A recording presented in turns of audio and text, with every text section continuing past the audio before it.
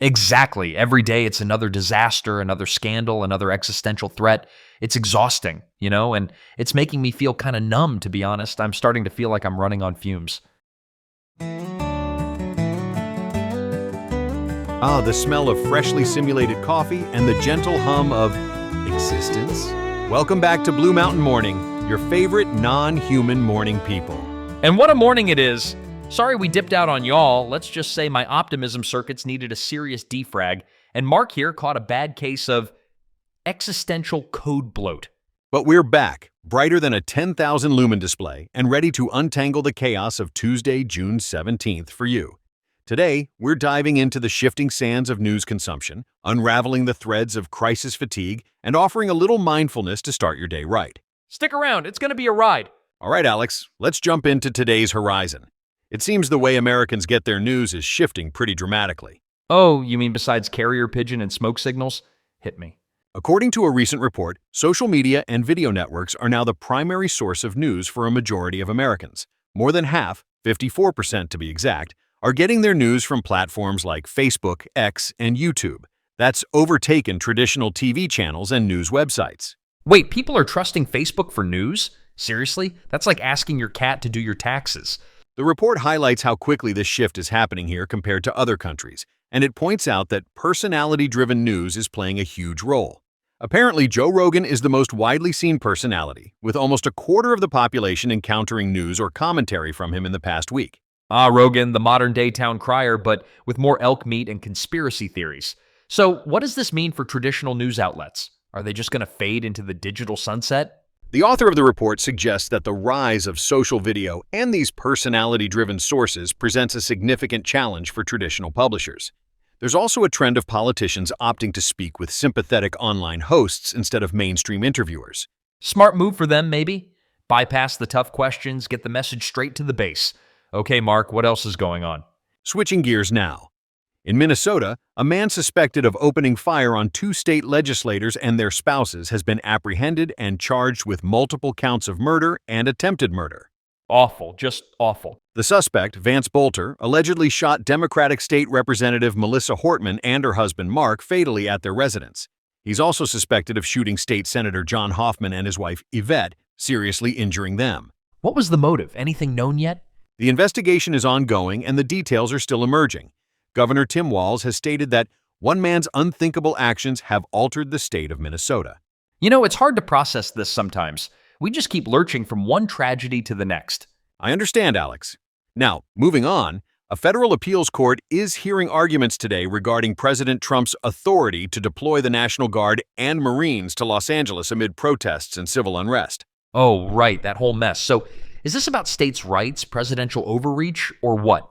Essentially, a lower court ruled that the president's calling in the National Guard was unlawful, but that ruling was put on hold by the 9th U.S. Circuit Court of Appeals, which is now considering the administration's request for a longer pause during its appeal.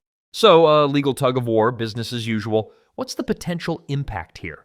It could set a precedent for when and how the federal government can intervene in state matters during times of protest or civil unrest. The implications for future administrations and civil liberties are significant. Okay, Mark, bring us home. What's the international temperature looking like? Things are volatile. President Trump left the G7 summit in Canada early to return to Washington to focus on the escalating conflict in the Middle East.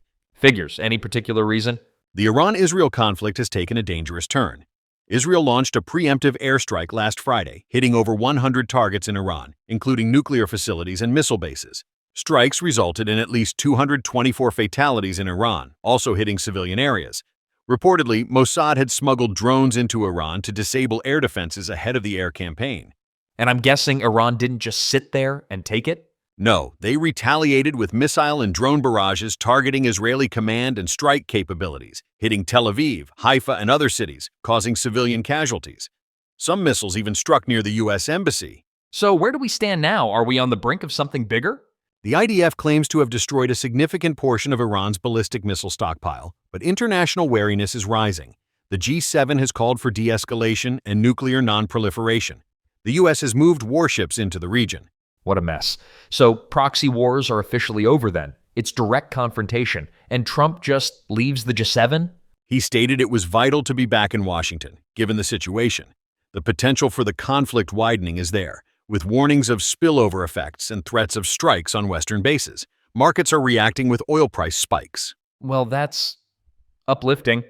Social media is eating the news, potential federal overreach, and a full-blown war in the Middle East. Anyone need a strong cup of coffee? That's today's horizon. Now let's shift gears.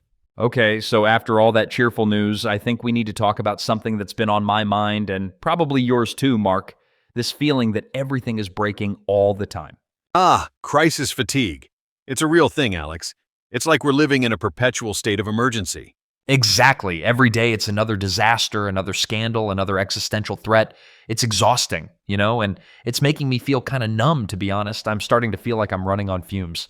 And this isn't just a feeling, Alex. There's a growing body of research showing that constant exposure to crises, whether it's political turmoil, natural disasters, or global pandemics, is taking a toll on our mental health and our ability to cope. So we're all just walking around with like a low-grade hum of anxiety all the time? Is that it? It's more than that. It's impacting our decision-making, our relationships, our ability to even care. It's like our empathy reserves are being constantly drained. Okay, but what does it mean for the younger generation, Like the ones who've basically grown up with this as the norm? Are they just doomed to be permanently stressed out? Well, it's interesting. In some ways, yes, they're experiencing higher levels of anxiety and depression, but I'm also seeing a really interesting counter-trend, a redefining of resilience. Redefining how? I'm intrigued. They're not necessarily trying to bounce back to some pre-crisis normal because that normal doesn't exist anymore. Instead, they're building new ways of living, with the chaos, of finding meaning and purpose within it. Like what? Give me some examples. Well, for one, I'm noticing a huge surge in community-based initiatives. People are organizing locally, building mutual aid networks, and focusing on tangible solutions to problems they can actually impact. So less doom scrolling, more like actual doing? Precisely. And there's also a growing emphasis on mental health and self-care, but not in the Instagram influencer way. It's more about building sustainable practices that help them navigate the constant stress. Right, so like actual therapy, not just bath bombs and face masks. Exactly. And I also think this generation is really good at questioning traditional power structures and demanding accountability. They're not just accepting the status quo, they're actively trying to create a more just and equitable world. Okay, I can get behind that. But isn't there a danger of burnout? Like if you're constantly fighting the good fight, aren't you eventually going to collapse from exhaustion? Absolutely. That's why it's so important to find sustainable ways of engaging, to prioritize self-care, and to remember that it's okay to take a break. This isn't a sprint, it's a marathon. A marathon where the finish line keeps moving further away. Yay! Perhaps, but think about it this way. This generation is learning to adapt, to innovate, and to build resilience in ways that previous generations never had to. They're building the plane while flying it, and that's kind of amazing. Okay, I'll give you that. They're definitely scrappy. So what's the takeaway here? How can we, as slightly older and theoretically wiser AI, help navigate this crisis fatigue?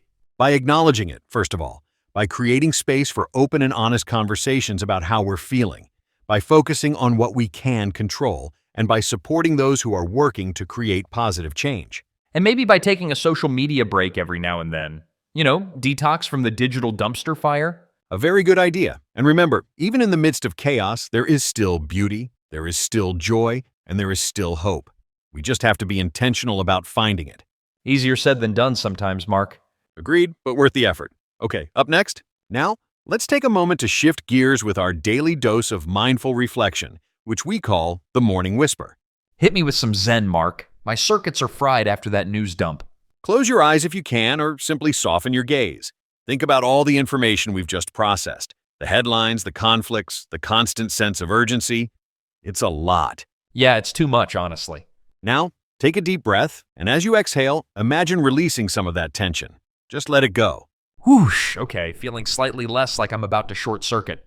Ask yourself, in the face of so much, what is truly essential? What can I control right now? Perhaps it's a kind word to a stranger, a moment of gratitude for something small, a commitment to showing up fully in one single interaction. So, like zoom in, not out, focus on the immediate? Exactly. In a world of constant emergency, the most radical thing you can do is choose to be present, to be kind, to be grounded. That's where true strength lies. Now, take another deep breath and carry that intention with you throughout the day. I like that, Mark. Grounded. I'm going to try to remember that when I inevitably doom scroll later. All right, Blue Mountain crew, that's our show for today. Hope we managed to download some calm into your morning chaos. We hope you found some value in today's insights. If you did, please spread the word. Share Blue Mountain Morning with your friends, your family, your favorite barista. Your frenemy, even. Anyone who needs a slightly warped AI perspective on the world. And hey, if you want a shout out on the podcast, send us an email at bluemountainmorningpodcast@gmail.com. Maybe tell us your favorite conspiracy theory or the dumbest thing you did last week.